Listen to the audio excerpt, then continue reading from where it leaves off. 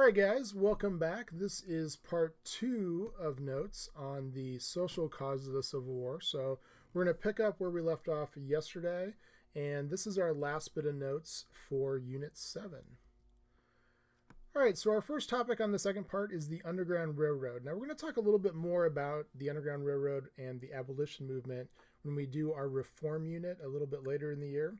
But essentially, the Underground Railroad is a network of secret routes and safe houses that escaped slaves can use to basically move their way north and eventually get to a free state in the north. So it's not technically a railroad in any way. According to legend, kind of the way that it got its name was there was a slave catcher that was trying to catch a runaway slave, and that slave reached a major river. I think in this case it actually was the Ohio River. And once they crossed that river, on the other side was a free state, and they were chasing this runaway slave, and the slave catcher somehow lost track of the slave. And in one of the reports he said that the slave disappeared just like they went into an underground railroad tunnel. And so that kind of became a name for this kind of network of people. But it technically wasn't one route. It technically wasn't a railroad in any way, although some people did smuggle themselves through different, railway cars and stuff like that. But it's just kind of a general term for the network of ways that people could eventually find their way to the north. So kind of like one of the major rivers was the Ohio River here that divided the free states and the slave states. These show kind of some of the routes. Sometimes people would go by sea, sometimes they would go by land. We're going to focus a little bit later on about Harriet Tubman, and she was in this area over here in Maryland, and that was mostly where she operated the Underground Railroad routes that she took. So they would typically use different types of secret codes. You'd really have to kind of try and figure out who you could trust and who you couldn't trust, because you didn't typically make this journey in just like one shot. You would try and maybe go from one person that was willing to help you and that was an abolitionist, and then maybe they would move you another 15 or 20 miles at a time to get to another house that had people that supported the abolition movement. So a lot of it was about trust. A lot of times they moved at night. There were all kinds of different stories and examples of how people were able to smuggle runaway slaves to the next safe house, and then those people would get them a little bit further north the next time. Here's a little segment that I wanted you guys to watch that's kind of interesting about the Underground Railroad. This Black History Month, we're bringing you the story of three strangers connected by the Underground Railroad, also pronounced railroad. Last December, the company Ancestry arranged for 6 people from across the U.S. to meet at an historical church in Brooklyn. The journey revealed family connections and some surprises about their ancestors, which are documented in a 23-minute film. It's called Railroad Ties.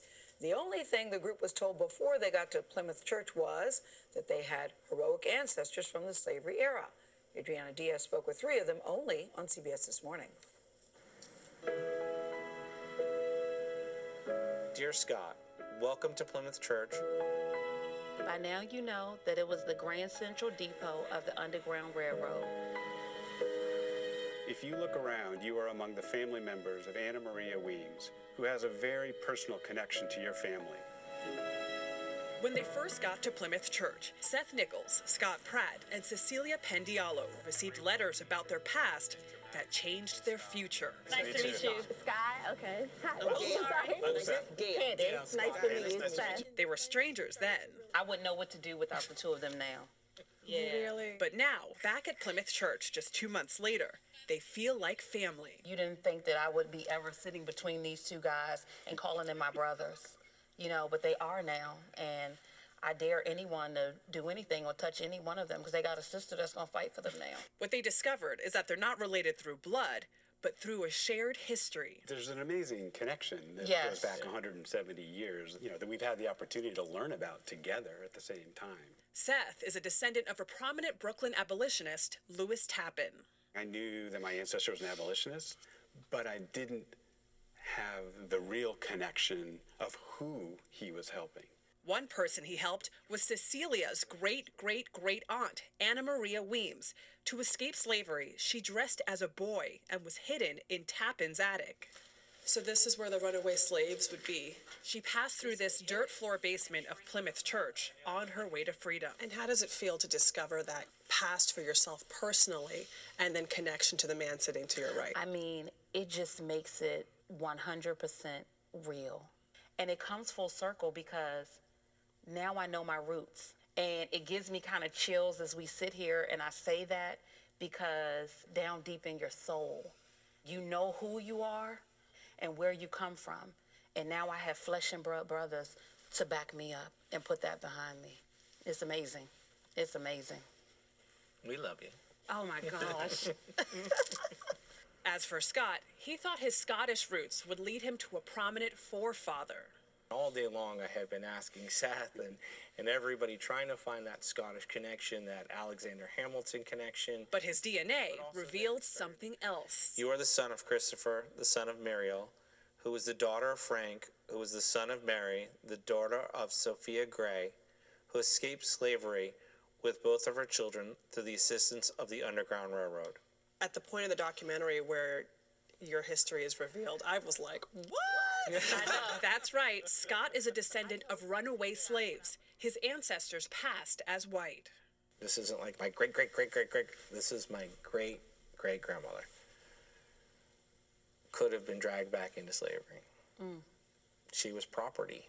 At the end of the day, what they wanted to do, and that was to pass for white, they did it successfully. So I'm so proud that I could be here with you today, but on the same token, all of my heritage has been erased. It's all gone. There's a lot of sadness around that. So you feel a loss for your African-American history that you never knew about? Oh, yeah. That's why Cecilia is so significant to me. She gives me that connection to it. She fills in that gap that's been missing. I'm Scott, but I'm a more enriched Scott than I was before. How does this change the way you view Black History Month? I think we all inherit slavery in a different way. Some of us inherit slavery from they were a part of it. Some of us inherit slavery that they still suffer discrimination today. Some of us inherit it as we lost parts of our family because they tried to play themselves as white. We all have to absorb it into a different way. For me, Black History Month was history. It was sort of an intellectual exercise of something you could appreciate and learn a lot about. Suddenly I'm like, no, actually this is our history. This is everyone's history. The Tappan family risked everything to give others basic rights. They knew that respect for each other could make America into a better place for their descendants, for you. For CBS This Morning, Adriana Diaz. That's such a great statement. We all inherit slavery in a different way. I also like when he said, when you talk about Black history, it really is everyone's history. Yes. I love him making the distinction about I hate the idea of Black History Month. It should be every month. It's not intellectual when you're standing in that church. Yes. It should be every month, and by the way, it's the shortest month, too. I just think it should be part of everyone's history. It is. It's part of our history. I absolutely agree with that. All right, and we'll try and include the link for that entire documentary, Railroad Ties, if you guys want to watch it. I got to make sure that it can, that the link will work, but I'm going to try and put that in the Google Classroom notes for today as well. All right, Harriet Tubman, another figure that you've probably heard of. She was an abused slave that escaped to Philadelphia in 1849 on the Underground Railroad. So she was able to be successfully traveling that route on the Underground Railroad to get to the north.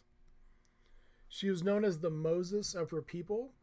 She helped over 70 slaves after she got her own freedom on 13 different trips on the Underground Railroad. And we're going to do an activity tomorrow.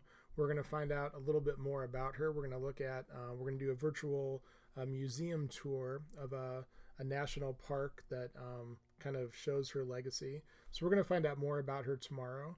But very, very influential person on the Underground Railroad as far as risking her own life numerous times. She also did quite a bit during the Civil War on the Union side. She was a nurse. She was a spy. She was the first woman to lead a military expedition. You'll find out a little bit more about that on the museum tour tomorrow. And the South really, really wanted to try and capture her. There was a huge bounty out. If you could catch Harriet Tubman, there was a tremendous reward financially, and they were never able to capture her during her lifetime. All right, so here's a little bit about Harriet Tubman.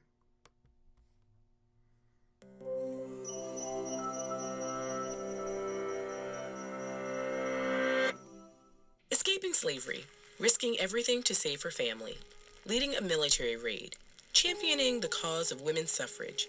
These are just a handful of the accomplishments of one of America's most courageous heroes. Harriet Tubman was born Araminta Ross in Dorchester County, Maryland, in the early 1820s. Born into chattel slavery, Araminta, or Minty, was the fifth of 9 children. 2 of Minty's older sisters were sold to a chain gang. Even as a small child, Minty was hired out to different owners who subjected her to whippings and punishment. Young Minty's life changed forever on an errand to a neighborhood store. There, an overseer threw a 2-pound weight at a fugitive enslaved person, missed, and struck Minty instead. Her injury caused her to experience sleeping spells, which we know of today as narcolepsy, for the rest of her life. Minty's owner tried to sell her, but there were no buyers for an enslaved person who fell into sleeping spells. She was instead put to work with her father, Ben Ross, who taught her how to lumber. Lumbering increased Minty's physical strength and put her in touch with free black sailors who shipped the wood to the north. From them, Minty learned about the secret communications that occurred along trade routes, information that would prove invaluable later in her life. In this mixed atmosphere of free and enslaved blacks working side by side, Minty met John Tubman, a free black man she married in 1844. After marriage, she renamed herself Harriet after her mother. Harriet Tubman's owner died in 1849. When his widow planned to sell off her enslaved human beings, Harriet feared she would be sold away from everyone she loved. She had heard of an underground railroad, a secret network of safe houses, boat captains, and wagon drivers willing to harbor fugitive enslaved people on their way north. So Tubman fled with 2 of her brothers, Ben and Harry. They eventually turned back, fearing they were lost. But in one of her sleeping spells, Harriet dreamed that she could fly like a bird. Looking down below, she saw the path to liberation, and in the autumn of 1849, she set out on her own, following the North Star to Pennsylvania and to freedom. Tubman returned to the South 13 times to free her niece, brothers, parents, and many others. She earned the nickname Black Moses and worked diligently with fellow abolitionists to help enslaved people escape, first to the North and later to Canada. Harriet Tubman worked as a Union Army nurse, scout, and spy during the Civil War. In 1863, she became the first woman in United States history to plan and lead a military raid, liberating nearly 700 enslaved persons in South Carolina. After the war, the 13th Amendment to the United States Constitution legally abolished slavery, while the 14th expanded citizenship and the 15th gave voting rights to formerly enslaved black men. But she was undaunted, and she persisted. She raised funds for formerly enslaved persons and helped build schools and a hospital on their behalf. In 1888, Tubman became more active in the fight for women's right to vote. In 1896, she appeared at the founding convention of the National Association of Colored Women in Washington, D.C., and later at a women's suffrage meeting in Rochester, New York. There she told the audience, "I was a conductor on the Underground Railroad, and I can say what many others cannot. I never ran my train off the track, and I never lost a passenger." As her fame grew, various friends and allies helped her in the fight to collect a veteran's pension for her service in the Union Army. In 1899, she was finally granted $20 a month. In a fitting twist of fate, the United States Treasury announced in 2016 that Tubman's image will appear on a redesigned $20 bill. Harriet Tubman died on March 10, 1913. Even on her deathbed at age 91, she kept the freedom of her people in mind. Her final words were, "I go away to prepare a place for you." If you're inspired by Harriet Tubman's life and work, we highly recommend the Pulitzer Prize-winning novel, The Underground Railroad. This wildly inventive and courageous book follows protagonist Cora through the trials and horrors of escaping slavery in the South. You can download an audio version of the book for free at audible.com/TEDEd. Every free trial created encourages Audible to continue supporting TEDEd's nonprofit mission. All right. And we're going to find out more about Harriet Tubman tomorrow in our virtual tour. All right, the last person we're going to talk about is Frederick Douglass. He was another former slave. He escaped slavery in 1838. Even though it was illegal to teach slaves how to read, he was taught to read as a young child. I'm going to skip this biography just on the sake of time here.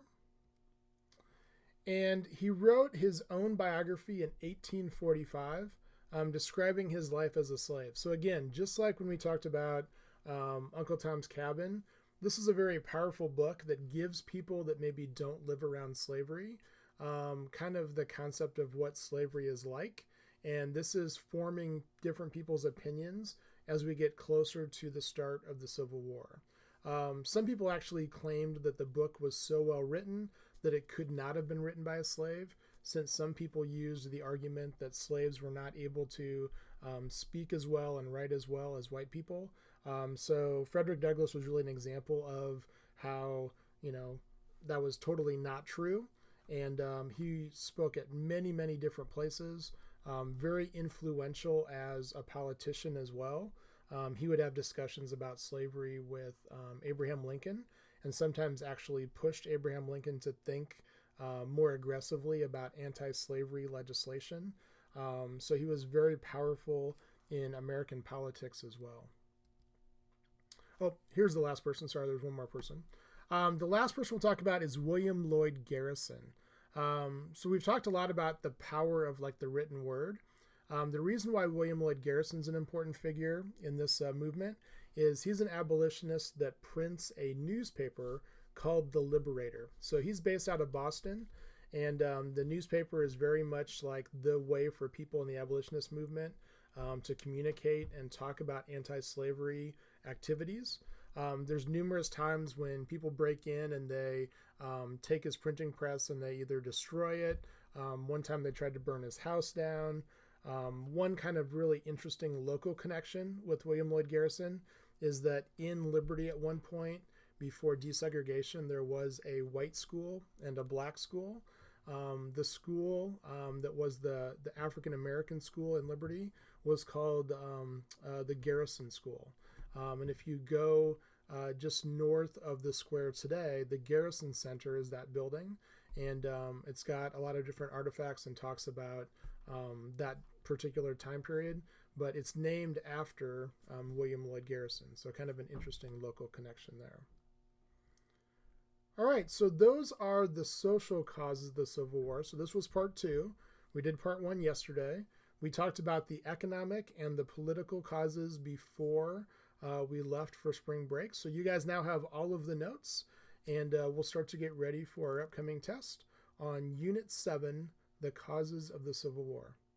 All right, thanks guys.